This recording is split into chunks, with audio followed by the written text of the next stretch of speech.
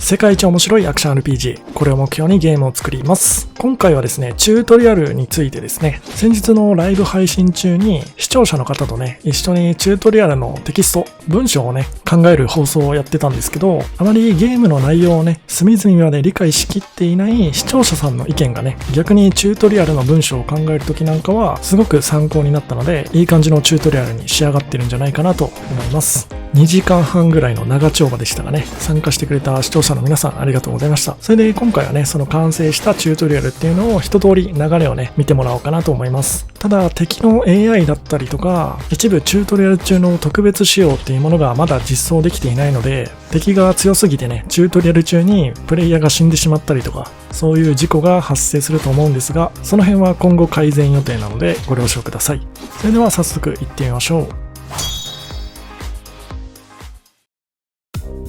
チュートリアルって大きく分けて2つあると思ってて、1つ目がめちゃくちゃおせっかい焼いてくる近所のおばちゃんタイプで、もう一つが普段無口で不愛想なんだけど本当に困った時に手を差し伸べて助けてくれる背中で語るお父さんタイプのチュートリアル、それぞれ一長一短あるのでどちらが正解っていうことはないんですけど、比較的低年齢向けのゲームは前者、大人向けのゲームは後者の方が相性いいんじゃないかなと思ってます。あとはアクションゲームとかのね、プレイヤーがこう早く操作させてほしいなって思っちゃうようなゲームも後者の方が相性いいんじゃないかなと考えてます。結局はね、ディレクターの好みでどっちのタイプにするか決めることになっちゃうんですが、今回うちの千葉では後者のね、背中で語るお父さんタイプのチュートリアルを目指したいと思います。とはいえうちのゲーム戦闘システムかなり複雑なんで、必要な部分に関しては結構しっかりと文章で説明してたりしますね。そういう意味では前者と後者の中間タイプとも言えるかもしれません。さあ、それでは実際にやっていきましょうか。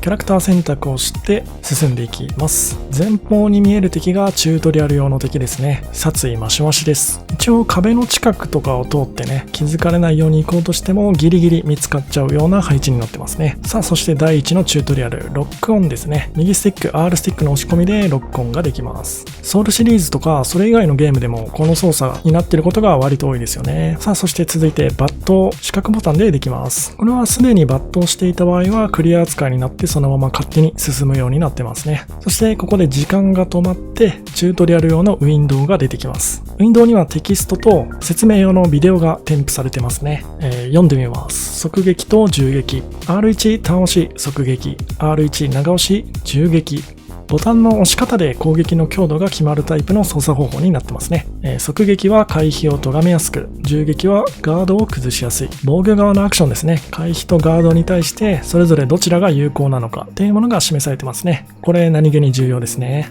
さあ、ウィンドウを閉じると実践パートに入ります。それぞれ操作を1回ずつ完了すると OK ですね。側撃と銃撃と。さあ、続いてのチュートリアルです。攻撃方向の内訳。左スティック攻撃方向の内訳。側撃と銃撃は左スティックで攻撃方向を打ち分けられる。相性の良い方向同士をつなぐことによって通常よりも素早いコンボが可能。このウィンドウは結構はしょっているところもありますね。例えば攻撃方向って何方向で打ち分けられるのだったりとか、相性のいい方向同士ってつまりどういうことみたいな疑問が一応湧いてくるかなとも思うんですけど、どちらもね、実際に操作してみると一目瞭然というか、実際に操作してみないとわからなかったりしますよね。ちなみにコンボルートに関しては敵の動きを観察することでも発見があったりするでしょうね。あえてその辺ははしょるようにしようという風になってます。情報を書きすぎてごちゃごちゃしちゃうのも逆に分かりづらくなっちゃいますからね。実践パートです。内訳操作を5回入力するとクリアですね。これは別に連続でやらなくても大丈夫です。さあ、そして続いてがガードと回避ですね。L1 ガード、L2 回避。ガードは側撃を防ぎやすく、回避は銃撃をかわしやすい。これは同じことが側撃銃撃のパートでも書いてありましたよね。大事なことなので目線を入れ替えてもう一度書いてあります。ただし連続使用は息切れを招く。これはいわゆるスタミナに関しての匂わせですね。実はこのゲーム攻撃に関するアクションではスタミナが減少しないんですけど、こういったガードとか回避っていうね、防御系の行動にはスタミナを消費するようになってます。なのでここに来て初めてスタミナの概念が登場しているわけですね。実践パートです。ガードと回避をそれぞれ1回ずつやってください。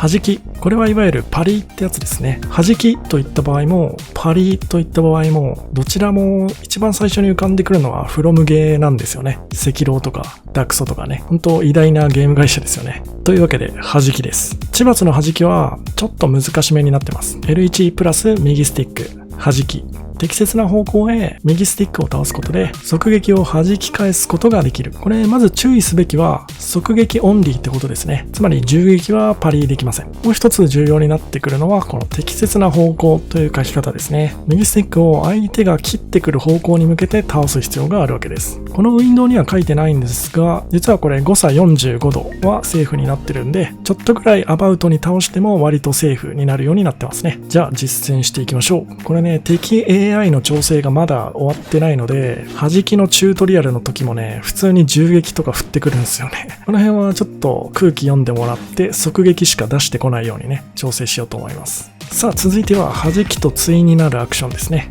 攻避。L2 プラス左スティック、攻避。適切な方向へ左スティックを倒すことで銃撃をかわすことができる。反対に攻避では側撃をかわすことはできないようになってます。銃撃に対して同様に左スティックを適切な方向へ倒して回避することで、いわゆる無敵フレーム付きの回避みたいな感じにグレードアップするわけですね。通常の回避は無敵フレーム付いてないのでご注意ください。じゃあこちらも実践してみましょう。空気読んで銃撃を撃ってくれることを願います。ちょっとこれ漢字難しいんですが、長眼と読みます。UI に関する要素ですね。ハンター×ハンターの行という技術にめちゃくちゃ影響を受けてます。L1 ホールド、長眼。ターゲットマーカーの色は体力を示し、周囲にはスタミナと攻撃方向が表示される。つまりこれはガードボタンを押している間、相手の体力とかスタミナみたいなそういった UI が表示されますよっていうことですね。ガードと同じ操作で出せるんで、あんまり気を使わなくてもね、表示されるような仕組みになってます。ただ本来はね、この体力、スタミナ、攻撃方向、これら全部 UI なしでね、ユーザーに伝えられたら一番良かったなっていう風に最初の方は思ってたんですよね。ぶっちゃけ攻撃方向に関しては、この長眼で UI を確かめるよりも、実際に敵のモーションをね、目で見た方が分かりやすいかなと思います。で、体力とかスタミナに関してはね、開発初期の頃はダメージのモーションが変わったりとかね、体力が減ってくると歩き方がなんか痛そうになるとか、血がボトボト垂れてくるとかね、そういったモーションの変化、SE やエフェクトの変化で体力とスタミナをプレイヤーに伝えられるんじゃないかっていう風に模索してた時期がね、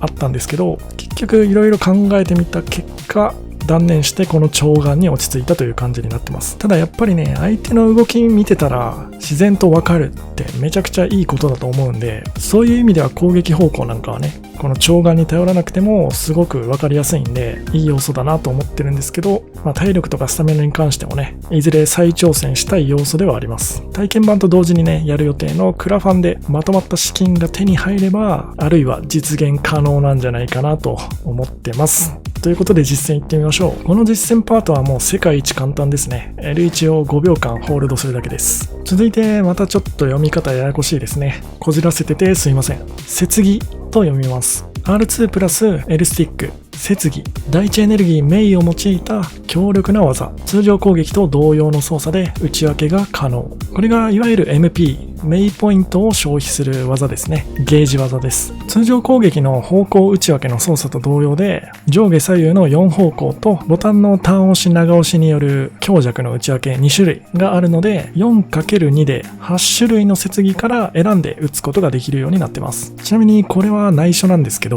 実はまだ6個しか接ぎができてなくて、あと2つ体験版リリースまでに追加しないといけないんですよね。ちなみに決まってない接ぎが、右方向の弱接ぎと下方向の強接ぎがまだ決まってないので、もしアイデアある方はコメント欄にお願いします。ちなみにこれプレビュー映像でやってるのは、左の強接ぎ、飛燕からの前ステップして右の強接ぎ、衝撃ですね。これ別にコンボが繋がってるとかいうわけじゃないんですけど、飛燕でね、土煙を立てて大きく後ろに跳躍するので、相手からするとね、プレイヤーの位置が見えなくなると。そこですぐさま前捨てで距離詰めて強力な衝撃を放つっていう感じの結構理にかなった行動ですね。飛燕の後は別に距離詰めなくてもね、そのまま体勢立て直したりとかもできるんで、結構お気に入りの接ぎだったりします。じゃあ実践の方行ってみましょうか。この実践パートの終了条件がちょっと特殊になってて、実は千罰が来るまで接ぎを使いまくればクリアという判定になってます。はい、お待たせしました。うちのゲームの看板システムに関するチュートリアルですね。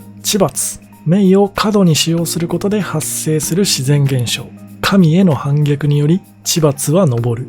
なんか急にフレーバーテキスト出てきて草って感じだと思うんだけど、ちょっとここだけは我慢できんかった。チュートリアルにはね、あんまりフレーバーテキストとかって入れない方がいいと思うんだけど、ちょっとね、ここだけは入れさせてもらってます。このウィンドウでは特になんか操作の説明とかはなくてね、地罰っていう現象に対しての説明のみになってます。この地罰でね、バーンって打ち上げられてから空中で時が止まってこの地罰の説明ウィンドウ出てくるっていう、なんかかっこよくないこれ。これがただやりたかったんだよね。っていうのと、あとはね、どうしてもチュートリアル中に一回地罰に打たれるっていう経験をしてほしかったので、初回の戦闘ではね、必ず地罰に打たれないと次に進めないっていう風にしてあります。さあ、そしてウィンドウを閉じると落下して起き上がりの説明ですね。これはウィンドウを出すまでもなかったので、左の一言説明だけで済ましてます。で、立ち上がると最後のウィンドウが出てきますね。ちぎり。R2 プラス L スティックの入力なしでちぎり。地罰を退けるための唯一の儀式。第一に武器を指し、神との対話の中で己が戦う理由を見つめ直す。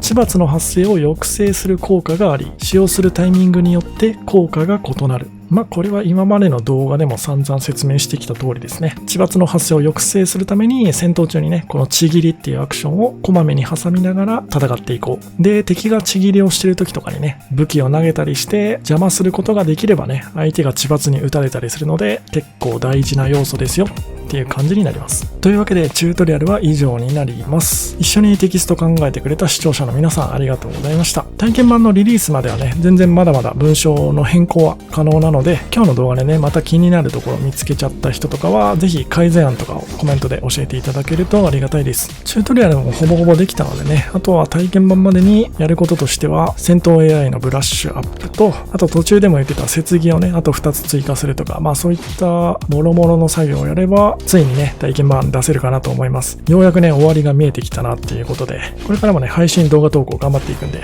ぜひ何卒よろしくお願いします。というわけで今回この辺で失礼します。お疲れ様でした。